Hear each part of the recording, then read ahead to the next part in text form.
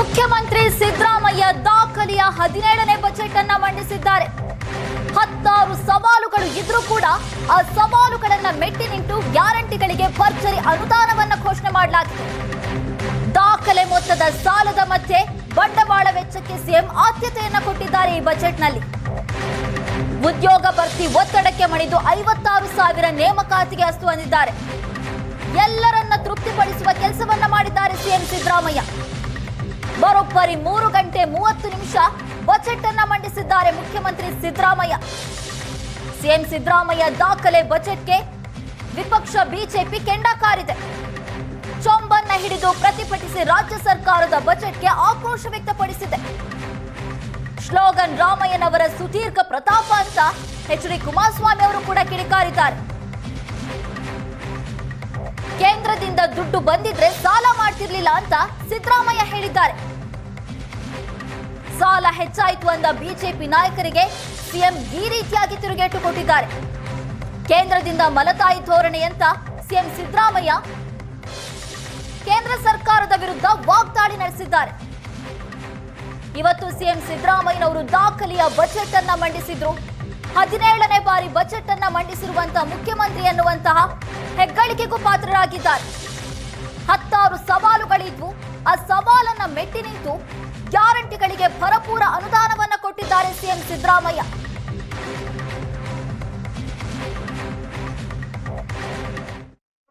ತೆರಿಗೆ ಸರ್ವರಿಗೂ ಸಾಲ ಸಿದ್ದರಾಮಯ್ಯನವರ 17ನೇ ಬಜೆಟ್ಟಿನ ತಿರುಳು.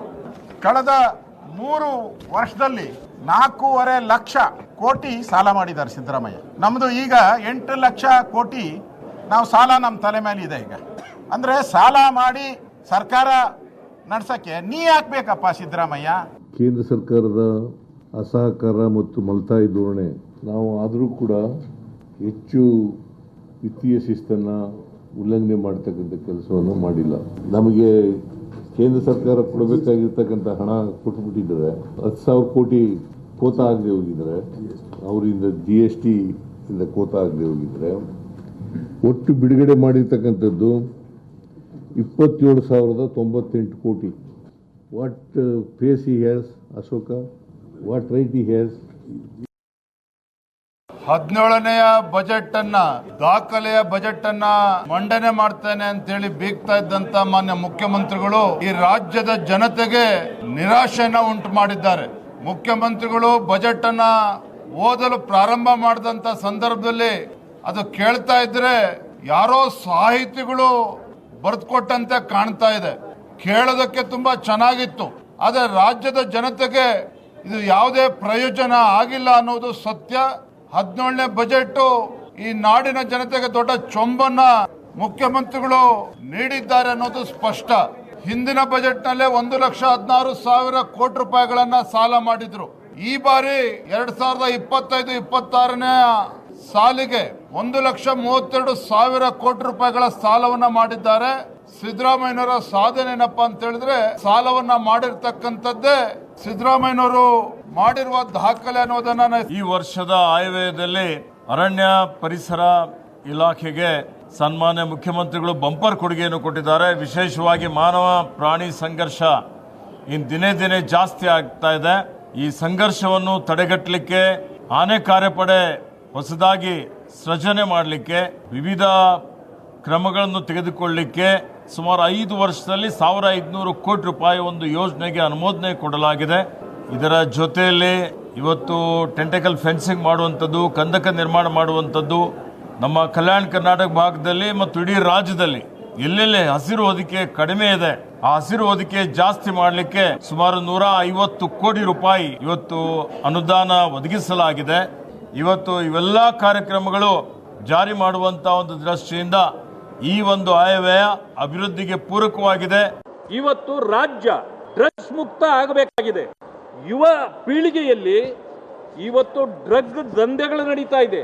ಕಳೆದ ಬಜೆಟ್ನಲ್ಲಿ 40,000 ಕೋಟಿ ನೀವು ಎಕ್ಸೈಸ್ ಇಂದ ಎಕ್ಸ್ಪೆಕ್ಟ್ ಮಾಡಿದ್ರಿ. ಈ ಸಾರಿ 45,000 ಕೋಟಿ ಮಾಡಿದ್ದೀರಿ.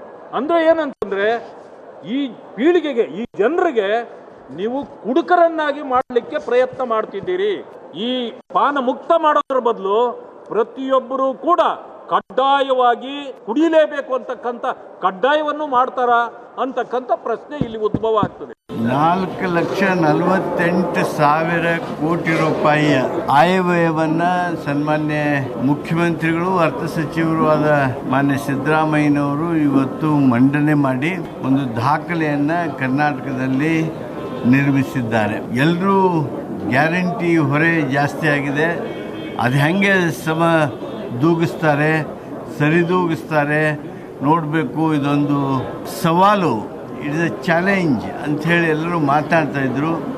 ಅದಕ್ಕೆ ಅತ್ಯಂತ ಸಮರ್ಪಕವಾಗಿ ಉತ್ತರ ಕೊಡೋದಲ್ಲದೆ ಕರ್ನಾಟಕದ ಅತ್ಯಂತ ಮಹತ್ವದ ಯೋಜನೆಗಳಾಗಿದ್ದಂಥ UKP 3 ಅದನ್ನು ಸಹಿತ ಬಜೆಟ್ನಲ್ಲಿ ಇವತ್ತು ಪ್ರಸ್ತಾಪ ಮಾಡಿ ಅದಕ್ಕೆ ಬೇಕಾಗಿರ್ತಕ್ಕಂಥ ಹಣ ಪೂರೈಕೆ ಪ್ರಾರಂಭ ಮಾಡುವಂಥ ಒಂದು ದಿಟ್ಟ ನಿಲುವನ್ನು ಬಜೆಟ್ ಮೂಲಕ ನೀಡಿದ್ದಾರೆ.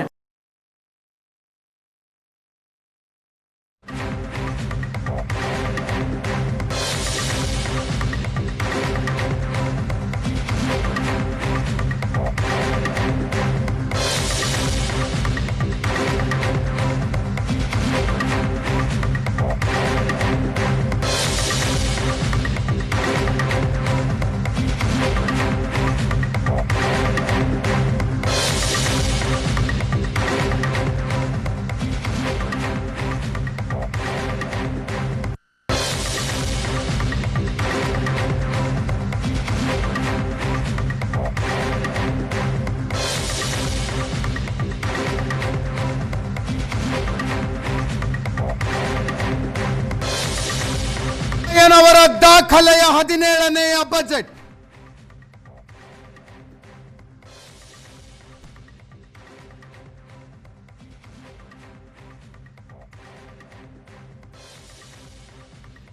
$4,48,000 ಕೋಟಿಗೆ ತಲುಪಿತು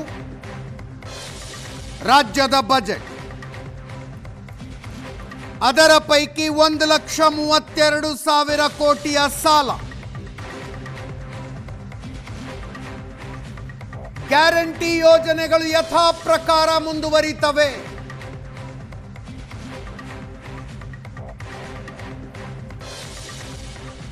ಕ್ಯಾಪಿಟಲ್ ಎಕ್ಸ್ಪೆಂಡಿಚರ್ 74,682,000 ಕೋಟಿ.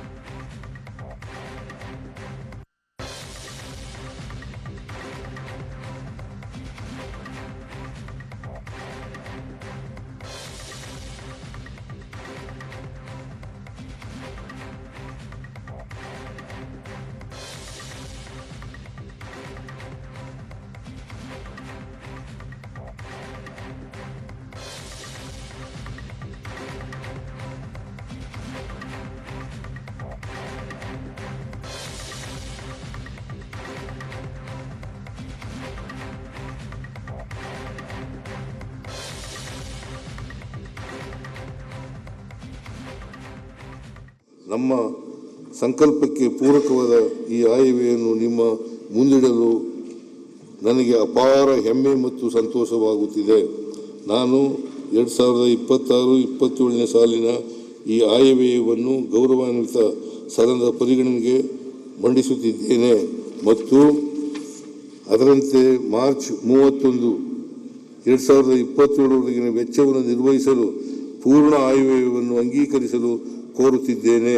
ಜೈ ಹಿಂದ್. ಇಲಾಖಾವಾರು ನೀಡುವ ಅನುದಾನಗಳನ್ನು ಹೊರತುಪಡಿಸಿ ಕಳೆದ ವರ್ಷ ರಸ್ತೆ ಮತ್ತು ಮೂಲಸೌಕರ್ಯ ಅಭಿವೃದ್ಧಿಗಾಗಿ ಮುಖ್ಯಮಂತ್ರಿ ಮೂಲಸೌಕರ್ಯ ಅಭಿವೃದ್ಧಿ ಕಾರ್ಯಕ್ರಮವನ್ನು ಜಾರಿಗೊಳಿಸಿ 8,600 ಕೋಟಿ ರೂಗಳ ಕಾಮಗಾರಿಗಳನ್ನು ತೆಗೆದುಕೊಳ್ಳಲಾಗಿದೆ. ಇದರ ಎರಡನೇ ಹಂತವಾಗಿ 26-27ನೇ ಸಾಲಿನಲ್ಲಿ 4,000 ಕೋಟಿ ಮೊತ್ತದ ಕಾಮಗಾರಿಗಳನ್ನು ಕೈಗೆತ್ತಿಕೊಳ್ಳಲಾಗುವುದು. ವಸತಿ ರಹಿತರಿಗೆ ಮನೆಗಳು, ನಿರುದ್ಯೋಗಿ ಯುವಜನರಿಗೆ ಸ್ವಯಂ ಉದ್ಯೋಗಗಳನ್ನು ಕಲ್ಪಿಸಿಕೊಡಲು ಹೆಚ್ಚಿನ ಪ್ರಾಮುಖ್ಯತೆ ನೀಡುತ್ತಿದ್ದೇವೆ. ಹವಾಮಾನ ಬದಲಾವಣೆಯಿಂದ ಉಂಟಾಗುತ್ತಿರುವ ತಲ್ಲಣಗಳನ್ನು ನಿಭಾಯಿಸಲು ಸೂಕ್ತ ಕಾರ್ಯತಂತ್ರಗಳನ್ನು ರೂಪಿಸುತ್ತಿದ್ದೇವೆ. ಪ್ರಾದೇಶಿಕ ಅಸಮತೋಲನ ನಿವಾರಣೆಗೆ ಮತ್ತಷ್ಟು ಹೆಚ್ಚಿನ ಆದ್ಯತೆ ನೀಡುತ್ತಿದ್ದೇವೆ. ಪ್ರೊಫೆಸರ್ ಎನ್ ಗೋವಿಂದರಾವ್ ಸಮಿತಿಯ ಶಿಫಾರಸುಗಳಿಗೆ ತಾತ್ವಿಕ ಅನುಮೋದನೆ ನೀಡಲಾಗಿದೆ. ರಾಜ್ಯ ನೀತಿ ಮತ್ತು ಯೋಜನಾ ಆಯೋಗ, 5ನೇ ಹಣಕಾಸು ಆಯೋಗ, ಆಡಳಿತ ಸುಧಾರಣಾ ಆಯೋಗಗಳ ಶಿಫಾರಸುಗಳನ್ನು ಪರಿಶೀಲಿಸಿ ಅನುಷ್ಠಾನಗೊಳಿಸಲು ಬದ್ಧರಾಗಿದ್ದೇವೆ.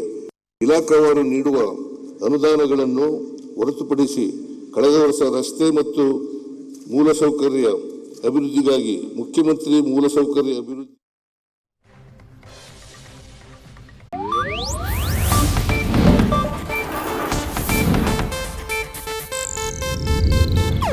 ಇದು ಏಷ್ಯಾನೆಟ್ ನ್ಯೂಸ್ ನೆಟ್ವರ್ಕ್ ಪ್ರಸ್ತುತಿ.